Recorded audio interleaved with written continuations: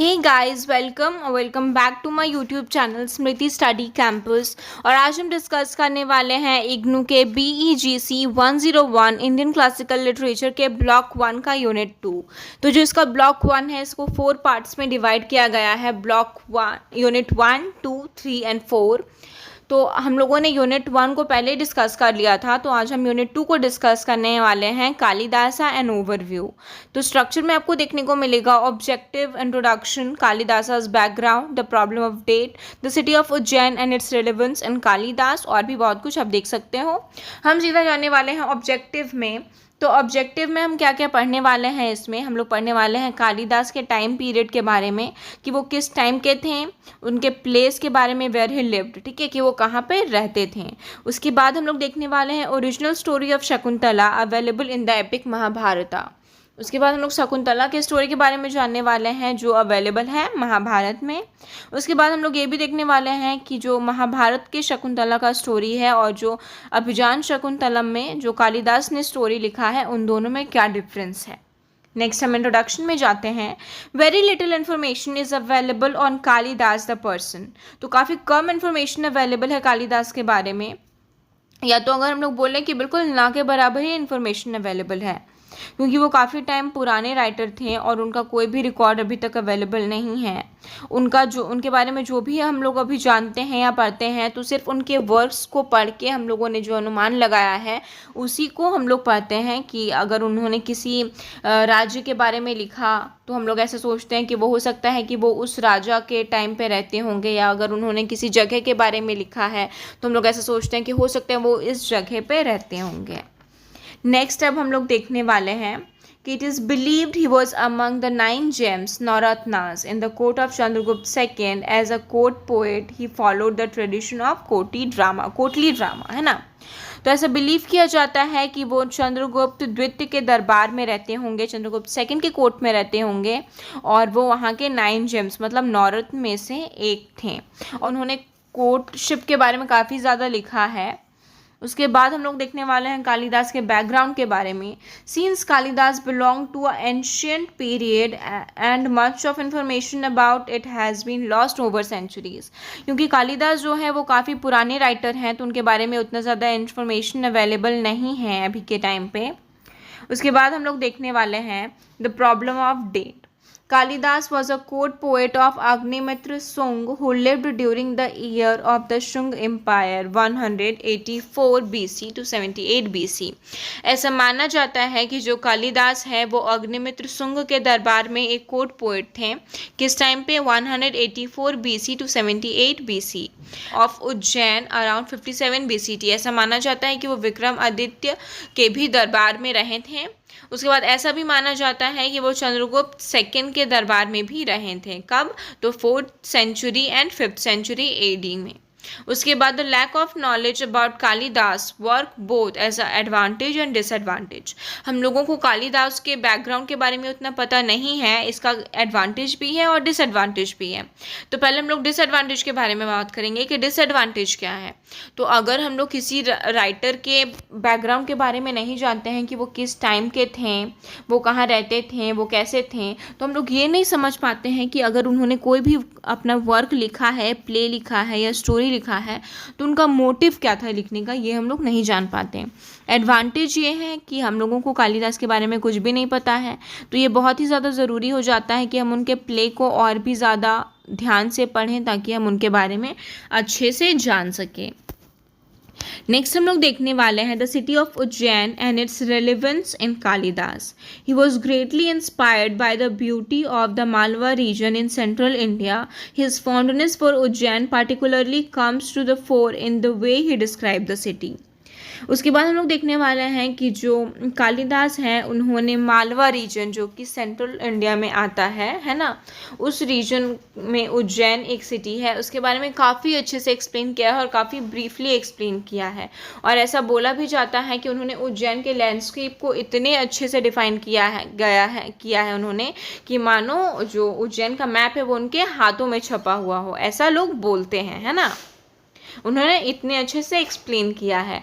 Next हम लोग जानने वाले हैं उज्जैन के बारे में कि जो उस टाइम पे उज्जैन है वो कल्चरल और कमर्शियल हब हुआ करता था। इसके साथ ही वो लर्निंग का भी एक सेंटर था, वहाँ पे म्यूज़िक एंड आर्ट को भी काफ़ी ज़्यादा इंपॉर्टेंस दिया जाता है। तो ये सारी चीज़ें हम लोगों को कैसे पता चलती हैं, तो कालिदास के प्ले को, उनके वर्क्स को जब हम पढ़ते हैं तब हम लोगों को उज्जैन के बारे में ये सारी बातें पता चलती हैं। उसके साथ ही हम लोगों को ये भी पता चलता है कि Ujjain was the centre of scientific learning during that period, कि उज्जैन सेंटर था किसका, साइंटिफिक लर्निंग का उस टाइम पे। नेक्स्ट हम लोग देखने वाले हैं the play of Kalidas were performed in court during festives, है ना, फेस्टिवल के टाइम पे जो कालिदास के प्ले थे उनको परफॉर्म किया जाता था राजा के दरबार में। Even though Kalidas was a court poet, he was extremely sensitive to the emotion feeling of those who lived in humble dwelling in distant corner of the land away from the court and where the king resided। और जो ये था कालिदास, वो एक court poet थे, लेकिन फिर भी उन्होंने जो कॉमन पीपल है उनके फीलिंग्स के बारे में, उनके इमोशंस के बारे में काफ़ी अच्छे से एक्सप्लेन किया है। यहाँ पे हम लोग देखने वाले हैं अब कालिदास के लिटरेरी बैकग्राउंड के बारे में। तो he was influenced by the epic Ramayana and Mahabharata from which he often drew material for his composition. और जो कालिदास है वो काफ़ी ज़्यादा इन्फ्लुएंस थे रामायण और महाभारत से और काफ़ी सारे अदर एपिक या तो वेदास से, और उन्होंने काफ़ी सारे कैरेक्टर्स वहाँ से भी लिए हैं। नेक्स्ट ऐसा कुछ अंजम्पशन आता है कि जो भाषा है वो कालिदास के पहले से लिख रहे होते हैं, फिर भी कालिदास एक नया पोएट आके इतना महान पोएट कैसे बन गया। तो उसमें हम लोग यही बोल सकते हैं कि ज़रूरी नहीं है कि जो पुराना है वो बेस्ट हो या तो जो नया है वो बेस्ट नहीं है, ऐसा नहीं हो सकता है। कुछ नया आकर भी उस पुराने वाले से बेस्ट हो सकता है। उसके बाद जो Haskar has observed Bhasa was already well known on the Indian scene over 1500 years ago, Kalidas had just begin to make his work। ठीक है, उसके बाद जो हास्कर है उन्होंने ऐसा ऑब्जर्व किया है कि जब कालिदास ने अपना लेखन की जो जर्नी है उन्होंने जब शुरू की थी, उस टाइम पे जो भाषा है वो काफ़ी ज़्यादा फेमस हो चुके थे उस टाइम पे। उसके बाद हम लोग देखने वाले हैं कि भारत मुनिस नाट्यशास्त्र, है ना, ऐसा बोला जाता है कि जो कालिदास है उन्होंने भारत मुनि के नाट्यशास्त्र को पढ़ा था, क्योंकि जो भी रूल्स दिए गए हैं नाट्यशास्त्र में वो सारे आपको कालिदास के प्ले में देखने को मिलेंगे। पर एक और थ्योरी ये भी है कि ऐसा बोला जाता है कि Bharat had learn from Kalidas and wrote a treatise on drama based on representation. और ऐसा बोला जाता है ये भी कि जो भरत मुनि है उन्होंने कालिदास के प्ले को पढ़ा होगा, उसके बाद उन्होंने अपना नाट्यशास्त्र उससे इंस्पायर होकर लिखा। ऐसी दो बातें बोली जाती हैं। नेक्स्ट हम लोग देखने वाले हैं Kalidas successfully evokes the various rasas in his play that add value to the scene और कैरेक्टर। और जो कालिदास है वो अपने प्लेज में, अपने वर्क में रसास का यूज़ काफ़ी अच्छे से करते हैं। रसा का अगर हम लोग मीनिंग बोलें तो इमोशन, है ना, किसी भी इमोशन को वो लोग काफ़ी अच्छे से दर्शाते हैं कालिदास जी अपने प्लेज में। नेक्स्ट हम लोग देखने वाले हैं Kalidas and his work. Kalidas was a dramatist, an epic writer and a poet. जो कालिदास थे वो एक ड्रामेटिस्ट थे, मतलब वो ड्रामा लिखते थे, वो एपिक भी लिखते थे, साथ ही वो पोएम्स भी लिखते थे। The plot of his play are based on known adventure of king. और उनका जो प्ले होता था वो बेसिकली बेस्ड होता था किसी भी राजा के एडवेंचर के बारे में, उनके लाइफ के बारे में। उसके बाद work are largely relatable even the Kalidas wrote in ancient period. और जो कालिदास के जो वर्क हैं वो अभी भी काफ़ी ज़्यादा रिलेटेबल है। ठीक है, अभी मॉडर्न टाइम में हम लोग जब उनके प्ले को पढ़ते हैं तो हम लोग काफ़ी अच्छे से रिलेट कर पाते हैं, जबकि वो एंशियंट पीरियड में लिखे गए थे, मतलब काफ़ी टाइम पहले लिखे गए थे, फिर भी अभी भी लोग उनके प्ले वर्क को पढ़कर उनसे रिलेट कर पाते हैं। अब उन्होंने काफ़ी सारे वर्क लिखे होंगे बट टाइम के साथ काफ़ी कुछ डिस्ट्रॉय होता गया और अभी हमारे पास सिर्फ उनका 7 वर्क ही अवेलेबल है जो कि बिल्कुल मास्टरपीस है। तो उनमें से क्या क्या है? पहला तो 3 लॉन्ग लिरिकल पोएम है, 3 प्ले हैं और एक इनकम्प्लीट एपिक है। तो जो पोएम्स हैं वो हैं ऋतु संहारम, कुमार संभवम और मेघदूतम। ये 3 उनके पोएम्स हैं। और जो उनके प्ले हैं वो है मालविका अग्निमित्रम, जो उनका फर्स्ट प्ले माना जाता है। उसके बाद विक्रम उर्वश्यम और अभिजान शकुंतलम, और जो अभिजान शकुंतलम है उनका मोस्ट फेमस वर्क हम लोग बोल सकते हैं। उसके बाद हम लोग देखने वाले हैं कि ऋतु संहारम में उन्होंने क्या बताया है। तो ऋतु संहारम में वो सीज़न के बारे में बात करते हैं और उनका इम्पैक्ट के बारे में बात करते हैं। लैंडस्केप में सीजन्स का क्या इम्पैक्ट होता है इसके बारे में उन्होंने बताया है। उसके बाद उनका जो नेक्स्ट पोएम है मेघदूतम, उन्होंने 2 प्रेम जोड़ों के बारे में बताया है, प्रेमी जोड़ों के बारे में बताया है। कौन? यक्षा जो कि मेल फिगर है, और वो अपनी बिलवड से, अपनी वाइफ से अलग हो जाते हैं बिकॉज ऑफ अ कर्स। और वो जो क्लाउड मीन्स जो बादल हैं वो उसको एक पोएम सुनाते हुए या एक गीत सुनाते हुए एक मैसेज बताते हैं कि जाओ और ये मैसेज मेरी वाइफ को सुना दो। इसीलिए मेघदूतम को एक मैसेंजर पोएम भी बोला जाता है। नेक्स्ट विक्रम उर्वश्यम है, ये भी एक लव स्टोरी ही है, विक्रम और उर्वशी के बारे में, जिसमें भी उर्वशी को कर्स मिलता है। ठीक है, जो कर्स है वो कालिदास के प्ले का काफ़ी इम्पॉर्टेंट एलिमेंट होता है। ठीक है, नेक्स्ट हम लोग देखने वाले हैं the original story of Shakuntala from the epic Mahabharata, कि जो महाभारत में शकुंतला का ओरिजिनल स्टोरी दिया गया है वो कैसा है। तो पहला, this narrative is focused on the discovering who the Bharat were. तो जो ये नैरेटिव है उसका मेन फोकस होता है ये जानना कि भरत कौन है। तो भरत जो है वो शकुंतला और दुष्यंता का बेटा है। ठीक है, उसके बाद जो सेकंड फोकस है वो दुष्यंत पे किया गया है, और जो शकुंतला का कैरेक्टर है उसको बहुत लिमिटेड रखा गया है, उसके बारे में उतना कुछ इम्पोर्टेंस नहीं दिया गया है। जो कहानी है वो स्टार्ट होती है कि king Dushyanta while pursuing a deer enters the depth of a forest and chances upon a holy hermitage that appear to him as Indra's paradise. और जो किंग दुष्यंता है वो हिरण का शिकार करते हुए जंगल में काफ़ी अंदर तक आ जाता है, और फिर उसको एक हर्मिटेज दिखाई देता है। वो काफ़ी ज़्यादा अट्रैक्टेड होता है उस हर्मिटेज की तरफ, क्योंकि वहाँ पे जितने भी पेड़ पौधे थे ऐसा एक भी पेड़ नहीं था जिसमें फल ना लगे हों, ऐसा एक भी नहीं था जिसमें फूल ना लगे हो। वो जहाँ जितने भी पेड़ पौधे थे वो सारे फल और फूल से लदे हुए थे, और वहाँ पे एक भी कांटेदार पौधा या पेड़ नहीं था। नेक्स्ट हम लोग देखने वाले हैं कि वो जो हर्मिटेज को देखता है तो उसको पता चलता है कि ये कन्नवा ऋषि का हर्मिटेज है, और वो उस हर्मिटेज के अंदर जाता है और वहाँ पे उसको कन्नवा ऋषि तो नहीं मिलते हैं, बट वहाँ पे उनको मिलती है शकुंतला। और फिर वो शकुंतला को देखकर उसकी तरफ काफ़ी ज़्यादा अट्रैक्ट हो जाता है, क्योंकि शकुंतला काफ़ी सुंदर होती है। ठीक है, तो वो शकुंतला से पूछता है कि आप कौन है। वो उसके पेरेंटेज के बारे में पूछता है कि आपके माता पिता कौन है। उसको ऐसा लगता है कि वो कन्नवा ऋषि की पुत्री है, बट जो शकुंतला है वो बताती है कि मैं उनकी अपनी बेटी नहीं हूँ, उन्होंने मुझे अडॉप्ट किया है, और मैं जो अप्सरा मेनका और विश्वामित्र, मैं उनकी बेटी हूँ। जब विश्वामित्र ने मेरी माँ मेनका को छोड़ दिया, तब मेरी माँ ने भी मुझे छोड़कर वो फिर स्वर्गलोक चली गई, और उसके बाद कन्नवा ऋषि ने ही मुझे अपनी बेटी की तरह पाला है। तो ये सब जानने के बाद दुष्यंता जो है वो शकुंतला के सामने एक ऑफर रखता है कि क्या तुम मुझसे शादी करोगी। तो शकुंतला भी उनसे प्यार करने लगती है, तो शकुंतला उनके सामने एक कंडीशन रखती है कि आगे चल के हमारा जब भी कोई पुत्र होगा तो वही आपके राज्य का राजा बनेगा, तभी मैं आपसे शादी करूंगी। तो जो दुष्यंता है वो इस बात को मान जाता है, और फिर दोनों गंधर्व विवाह कर लेते हैं। गंधर्व विवाह एक सीक्रेट मैरिज होता है जो कि सारे रिचुअल्स के साथ किया जाता है, बट इसके बारे में किसी को पता नहीं होता, उसको सीक्रेट रखा जाता है। उसके बाद वो गंधर्व मैरिज करने के बाद जो दुष्यंता है फिर से अपने राज्य में वापस चला जाता है।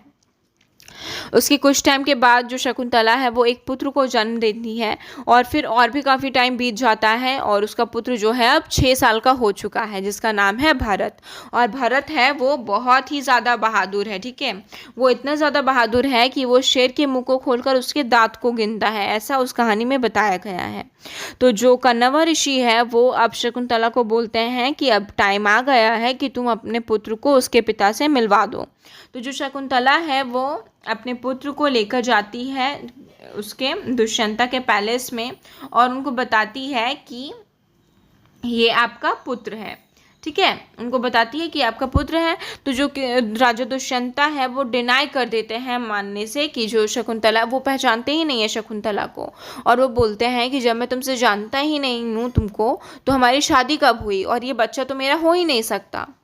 तब उसके बाद जो दुष्यंता है वो शकुंतला के पेरेंटेज के बारे में भी बोलते हुए काफ़ी ज़्यादा शकुंतला को इंसल्ट करता है कि तुम तो मेनका की बेटी हो, तुमसे और क्या एक्सपेक्ट किया जा सकता है, तुम किसी और के बच्चे को लेकर मेरे सामने आ रही हो और बोल रही हो कि ये मेरा बेटा है, ऐसा बिल्कुल भी नहीं है।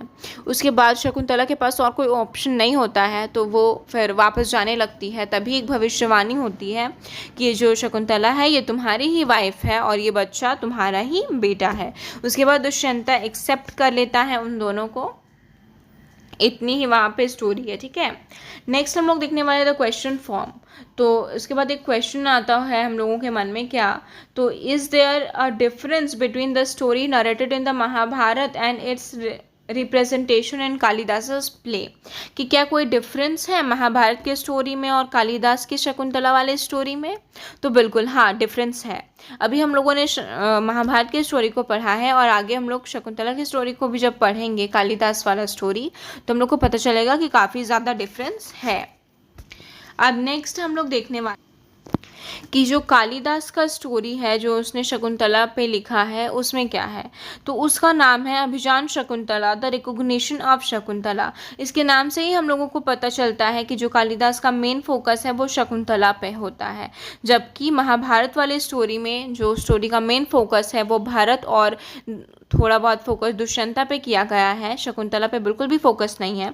शकुंतला के कैरेक्टर के बारे में बस हम लोगों को इतना ही पता चलता है कि शकुंतला एक बहुत सुंदर स्त्री है जो मेनका और विश्वामित्र की पुत्री है और वो भारत की माँ है। बस इतना ही उसके कैरेक्टर के बारे में बताया जाता है महाभारत में। बट जो अभिजान शकुंतला है कालिदास के द्वारा लिखा गया, उसमें काफ़ी ब्रीफली शकुंतला के कैरेक्टर को डिफाइन किया गया है। और जो महाभारत वाले स्टोरी में जो शकुंतला है उसको बहुत ज़्यादा इंसल्ट किया गया है, लेकिन जो कालिदास का स्टोरी है उसमें काफ़ी ज़्यादा सिंपैथी दिखाया गया है शकुंतला के कैरेक्टर के साथ। तो अब हम लोग भारत मुनि के नाट्य शास्त्र के बारे में देखने वाले हैं। यूनिट 1 में भी हम लोगों ने इसके बारे में डिस्कस किया था, इसमें फिर से कर लेते हैं। भारत मुनि का नाट्य शास्त्र जो है वो एक ट्रेटाइज है on dramatic art that attempts to outline the aim, purpose and role of drama in ancient India. जो हम लोगों को बताता है एम, पर्पस और रोल किसका, ड्रामा का, एंशिएंट इंडिया के टाइम पे, ठीक है। उसके बाद हम लोगों को ये भी पता चलता है कि जो नाट्य शास्त्र है is the oldest text on the theory of drama that has survived for centuries, कि जो नाट्य शास्त्र है वो बहुत ही पुराना टेक्स्ट है ड्रामा के थ्योरी पे जो अभी तक बचा हुआ है ना। इतने टाइम, बहुत टाइम पहले लिखा गया और अभी तक वो है। उसके बाद हम लोग देखने वाले हैं कि drama occupied an important position in the ancient period, it was an essential source of learning, कि जो ड्रामा है वो एक बहुत ही इम्पॉर्टेंट पोजिशन होल्ड करता था एंशियंट टाइम पे, और उसका जो हम लोग बोल सकते हैं कि लर्निंग का वो एक बहुत ही एसेंशियल सोर्स था, उसको देखकर लोग बहुत ही ज़्यादा नॉलेज गेन करते थे। उसके बाद हम लोग ये भी बात जानने वाले हैं कि जो एंशियंट टाइम पे जो वेदास लिखे गए थे वो अपर कास्ट के लोगों को सुनना ही अलाउड था, ब्राह्मण और क्षत्रियों को। जो लोअर कास्ट के लोग थे, जो वुमेन और चिल्ड्रंस थे, उनको बिल्कुल भी अलाउड नहीं था। तो जो भारत मुनि है जिन्होंने नाट्य शास्त्र को लिखा, उनका मेन मोटिव ये भी था कि जो लोग वेद को नहीं पढ़ पाते हैं, नहीं सुन पाते हैं, वो लोग नाट्य शास्त्र को, वो ड्रामा को देखकर उस नॉलेज को गेन कर सकते हैं ताकि उन लोगों में थोड़ा सा ज्ञान आए। उसके बाद यहाँ पे बताया गया है कि जो नाट्य शास्त्र हैं वो 10 टाइप के होते हैं, ठीक है। नाटका, प्राकरण, भाना, ड्वेल, ट्रेजेडी, कॉमेडी, समावक्र और भी 10 दिए गए हैं, आप लोग पढ़ सकते हो, मैंने हाईलाइट कर दिया है। उसके बाद अब हम देखने वाले हैं कि जो भारत मुनि का जो नाट्य शास्त्र है उन्होंने हम लोगों को रसास के बारे में बताया, ठीक है। तो उन्होंने 8 रस के बारे में बताया है। रस का मतलब होता है इमोशन, ठीक है। तो वो इमोशन क्या क्या है, द इरोटिक, श्रृंगार रस, मतलब जो प्रेम रस हम लोग जिसको बोल सकते हैं। द कॉमिक मीन्स हास्य रस। द फ्यूरियस, रौद्र रस, मतलब गुस्सा वाला। द पैथेटिक मतलब करुणा रस, द हीरोइक मीन्स वीर रस, द मार्वलस मीन्स अद्भुत रस, द ऑडियस मीन्स विभत्स रस, एंड द टेरिबल मीन्स भयानक, है ना। उसके बाद हम लोग देखने वाले हैं कि इसमें हम लोगों ने क्या क्या पढ़ा। तो हम लोगों ने क्या क्या पढ़ा, एंशियंट इंडियन ड्रामा के बारे में पढ़ा, कालिदास के टाइम और उनके टाइम के कल्चर के बारे में पढ़ा, फिर कालिदास का जो लिटरेरी बैकग्राउंड है इसके बारे में पढ़ा, भारत मुनि के नाट्यशास्त्र के बारे में पढ़ा, ओरिजिनल स्टोरी हम लोगों ने पढ़ा, महाभारत में जो दिया गया है शकुंतला का ओरिजिनल स्टोरी वो। उसके बाद हम लोगों ने ये भी जाना कि जो भरत मुनि का उसके बाद हम लोगों ने ये भी जाना कि जो कालिदास का रिटन है अभिज्ञान शकुंतला और जो महाभारत में ओरिजिनल स्टोरी है शकुंतला का, उसमें क्या क्या डिफरेंस है। तो thank you guys for watching. अगर आप लोगों को ये वीडियो थोड़ी सी भी हेल्पफुल लगी हो तो प्लीज़ मेरे चैनल को सब्सक्राइब करें, इस वीडियो को लाइक करें और अपने फ्रेंड्स के साथ शेयर करना बिल्कुल भी ना भूलें। इसके नेक्स्ट यूनिट हम और भी जल्दी लाने वाले हैं, तो प्लीज़ मेरे चैनल को सब्सक्राइब कर लीजिए। Thank you.